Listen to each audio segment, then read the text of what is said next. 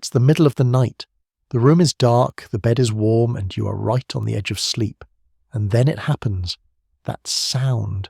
That thin, high-pitched whine cutting through the silence. Close enough that you can feel it near your ear. You slap blindly at the air, hitting nothing but empty space. Out of pure frustration, you sit up and flick on the lights, blinking into the sudden brightness as you search the room. But there is nothing there. You turn the light back off, lie down, and the moment darkness returns, you hear it again, your heart beating a little faster than it should, convinced something out there is hunting you. And honestly, you're not wrong. Something is. But here's what almost nobody understands about that moment. The mosquito hovering in the dark above your face isn't being cruel. It isn't calculated. And a specific, desperate thing you do next to protect yourself is almost certainly making everything worse. We'll get to that. But first, let's talk about what that sound actually is. 1. It was never about annoying you. Here's something that changes everything. That buzz you hear isn't a signal. It isn't a warning. The mosquito isn't announcing herself. She doesn't even know she's making a sound. A mosquito beats her wings between 400 and 600 times per second. And the buzz is simply what that looks like in air. It's the physical vibration of millions of years of engineering doing exactly what it was designed to do. She can't turn it off. She can't quiet herself. The sound is a pure accident of biology, the unavoidable side effect of staying airborne, and it gives her away every single time. And here's the thing, most people get completely wrong in that dark, frustrated moment. There's one instinct almost everyone follows when they hear that sound, something so automatic you probably don't even realize you're doing it, and it is the single most effective thing you could possibly do to make the situation worse. We'll come back to it at the end, because once you understand the biology behind it, you'll never make that mistake again. 2. The radar system. When the light goes out, you disappear. Not just from your own sight, from hers too. A mosquito's eyes are built for movement in daylight, not for navigating a dark room. In the pitch black of your bedroom, you're essentially invisible to her. So she does something remarkable. She stops looking entirely, and she switches to a completely different system. One that doesn't need light at all. Every time you exhale, you release a small warm cloud of carbon dioxide. You've done it roughly 16 times a minute your entire life, and never thought about it once. But a mosquito has a pair of sensory organs called maxillary palps, positioned just beside her mouth, that can detect CO2 at concentrations of just a few parts per million. From across the room, in total darkness. She doesn't see your body. She sees the invisible trail your breathing leaves behind, a slow, drifting current of warm gas that floats through the still air and points, with extraordinary precision, straight back to your face. She follows the gradient the way water finds the lowest point. Each breath you take sends out a fresh signal, and she adjusts, corrects, and moves closer. By the time you hear her, she hasn't stumbled onto you.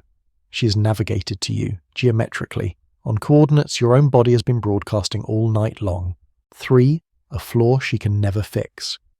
Now here is the part that is almost hard to believe. This creature has been on Earth for over 200 million years. She was here before the first flower bloomed. She outlived the dinosaurs. She has survived every ice age, every mass extinction, every catastrophic shift this planet has thrown at life.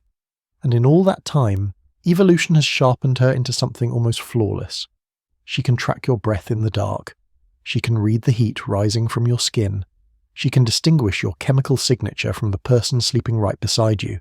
She is, by almost any measure, a masterpiece of natural engineering.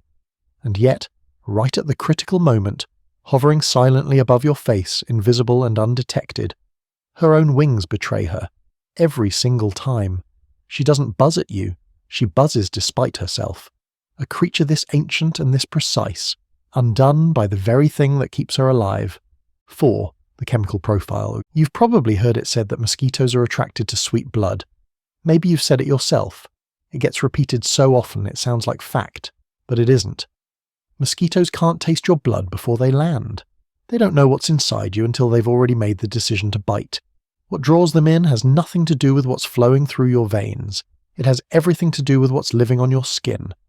Your skin is home to hundreds of species of bacteria, and those bacteria interact with your sweat to produce a continuous, invisible cloud of chemical compounds: lactic acid, ammonia, fatty acids, and dozens of other molecules you've never thought about. To you, this scent is imperceptible. You move through the world completely unaware that your body is broadcasting a detailed chemical signature in every direction, all the time. But to a mosquito, it is a menu. And here is the most fascinating part. It is a menu that is entirely unique to you. The specific bacteria you carry, the way your body processes food, your hormone levels, how much you've moved that day, all of it layers together into a profile that belongs to no one else on Earth. This is why two people can sleep in the same room and one wakes up covered in bites while the other doesn't have a single one. It isn't luck. The mosquito wasn't being random or unfair. She simply found one chemical signature more compelling than the other, and you had no more control over that than you have over the bacteria on your skin right now. 5. The late night mistake. So now, back to that moment. Dark room.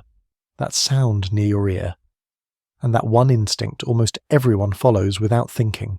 You tense up. Your breathing gets faster, and you pull the blanket tightly over your head, convinced that if you just go still enough, quiet enough, invisible enough, she'll lose the signal and drift away. It feels logical. It feels like the only move you have. But here's exactly what's happening inside that blanket. Every quick, frustrated breath you take is filling that small, sealed space with warm, humid carbon dioxide. You're not hiding your signal. You're concentrating it. You're building a dense, trapped cloud of the exact compound she uses to find you, right around your face with nowhere to go. And then, inevitably, you move. You can't stay under there forever. You shift, or you fling the blanket back, and that entire accumulated cloud, all that warm, CO2-saturated air billows outward into the room at once. To a mosquito navigating by chemical gradient in total darkness, it is like a flare going off. She wasn't confused while you were hiding. She was just waiting. The calmer you breathe, the quieter your signal becomes. The less you move, the less heat you radiate. Your frustration, the physical, biological reality of being frustrated in a warm bed, is the thing that feeds her. Not your blood type, not your sweetness, your panic. There is something almost humbling about a mosquito once you stop being angry at her. She has been on this planet for longer than most life forms we recognize. She has no thoughts, no intentions, no awareness that you exist as anything other than a warm source of the signals she was born to follow. She is not a monster. She is not cruel. She is a blind, ancient instrument of nature, built with terrifying precision, given away by the sound of her own wings, drawn to you by the air you breathe, and completely indifferent to all of it. She found you in total darkness, across an entire room, using nothing but the chemistry of your exhale. And the next time you hear that sound at 2 a.m., maybe, just maybe, that's worth one quiet moment of something close to awe before you quietly reach for the bug spray. Drop a comment below. Are you someone mosquitoes find every single time, or do they always seem to leave you alone? Because after everything we just covered today, you probably have a pretty good idea exactly why.